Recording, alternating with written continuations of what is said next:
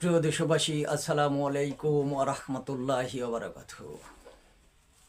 প্রিয় ভাইয়েরা আমার, আশা করি আল্লাহর অশেষ রহমতে আপনারা সবাই ভালো আছেন। আমিও আপনাদের দোয়ায় ভালো আছি, আলহামদুলিল্লাহ। আমি প্রথমে স্মরণ নিচ্ছি সেই সব শহীদ প্রাণের, যাদের বিনিময় আমরা আমাদের বাকশক্তিকে আপনাদের মাঝে প্রকাশ করতে পারি। সেই সমস্ত শহীদদের রুহের মাগফিরাত কামনা করছি। আমরা সবাই তাদের জন্য দোয়া করি, আল্লাহ যেন তাদেরকে জান্নাতুল ফিরদাউস দান করেন, আমিন। আজকে আবারও আপনাদের মাঝে আমি নতুন কিছু কবিতা নিয়ে হাজির হয়েছি। আপনারা দেখছেন আলো রচনা ইউটিউব চ্যানেল। আমার কবিতা যদি ভালো লাগে অবশ্যই আপনারা শেয়ার করবেন এবং সাবস্ক্রাইব করবেন, এবং আগামীতে কি ধরনের কবিতা শুনবেন। আপনারা জানেন যে আমি সমস্ত প্রতিবাদী কবিতা লিখি, ন্যায় ও নীতির কথা বলি। এরকম পরিপ্রেক্ষিতে যেরকম কবিতা চান আপনারা অবশ্যই কমেন্টে জানাবেন। প্রিয় দেশবাসী, চলুন তার আগে আমি আমার ব্যক্তিত্বের পরিচয় দিই। আমি তো মূর্খ, সেখানেই জীবনে আমার কষা নেই অঙ্ক। কি করে লিখব আমি আমার জীবনের গল্প? পহিনী পাতার রজনী ধরা কিছু চুলে উস্কো, তাই তো লিখেছি আমি আমার জীবনের অল্প কিছু গল্প। আমি তো মূর্খ, বিনা কালির অন্ত আমার বেজে যায় শুধু এই জ্রন্ত, তাই তো লিখেছি আমি আপনার নিয়ে কিছু গল্প। আমি তো মূর্খ, সেখানেই জীবনে আমার কষা নেই অঙ্ক। আমি তো মূর্খ। প্রিয় বন্ধুরা আমার, চলুন আমরা সেই কথাগুলো শুনি, যে কথাগুলো সবার জীবনের জন্য একান্ত জরুরি। আজ মধুর অন্ত বলি কণ্ঠ, অসীবত জীবনে অনি অন্ত। আজ এলো বুঝি মধুর অন্ত, দুর্গত সাঁতারের অনিপ্রান্ত, শত শত সমুদ্রের দড়ি বদ্ধ। আজ এলো বুঝি মধুর অন্ত, আজ এলো বুঝি মধুর অন্ত।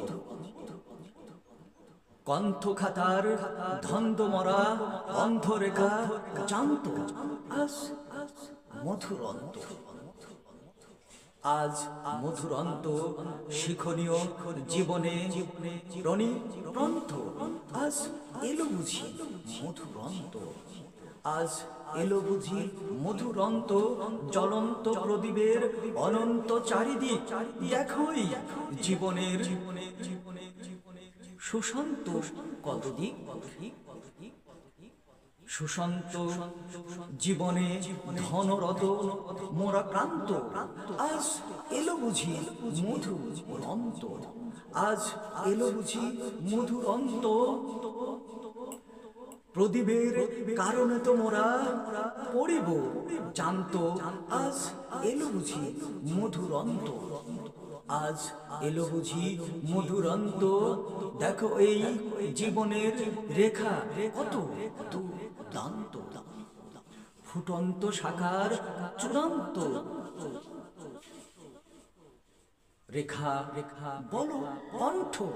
আজ এলো বুঝি মধুর অন্ত। প্রিয় বন্ধুরা আমার, আপনারা জানেন যে আমি একজন মূর্খ মানুষ, তবুও আমি আমাদের আগাম চরিত্র নিয়ে কথা বলি। আপনারা একটু চিন্তা ভাবনা করে দেখবেন যে আমি আমার কবিতার মাধ্যম দিয়ে মানুষের বৈষম্য চিত্রটা কেমন হওয়া উচিত। আমি আজকের যেই কবিতাটা লিখেছি এই দিনটার জন্য, এই দিনটার জন্য গত 17 বছর ধরে বাংলার মানুষ অপেক্ষা করেছিল।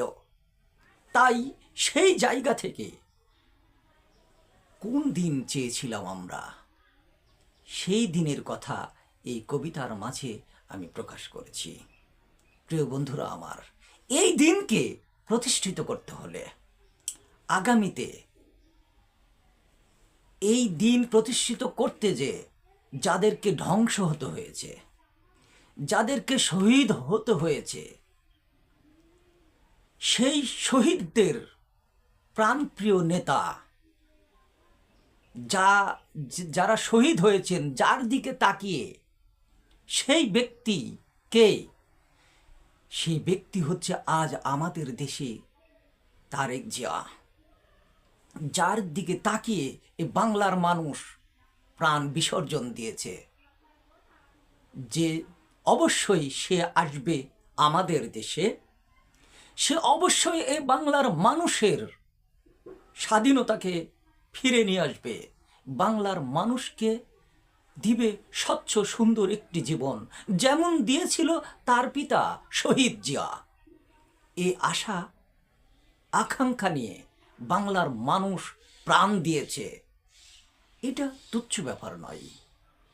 আমরা যেখানে সেখানে যাত্রার মুখে শুনি যে সব ভুলে গেছি, সব ভুলে যাচ্ছি, সব ভুলে যেতে হবে।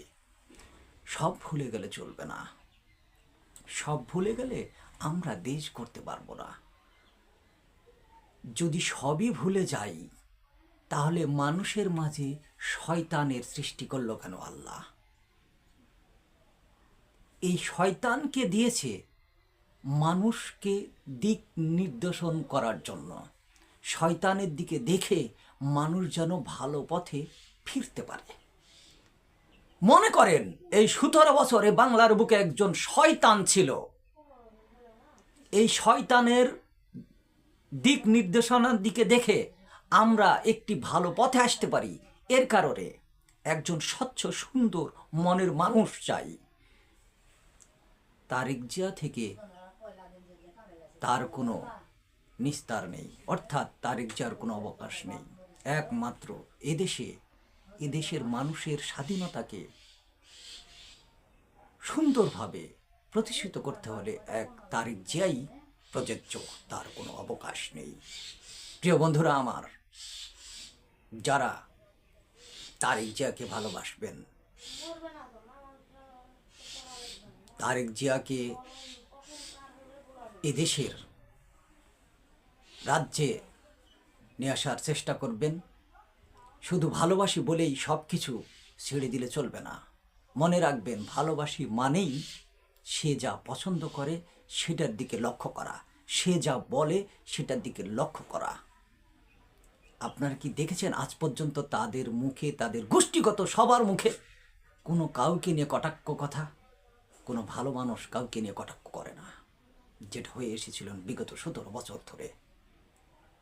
তাই তার কোনো অবকাশ নেই। আগামীতে আমরা তাকে আমাদের নেতা হিসেবে চাই, এই বলে শেষ করতে চাই। আসসালামু আলাইকুম ওয়া রাহমাতুল্লাহি ওয়া বারাকাতুহু।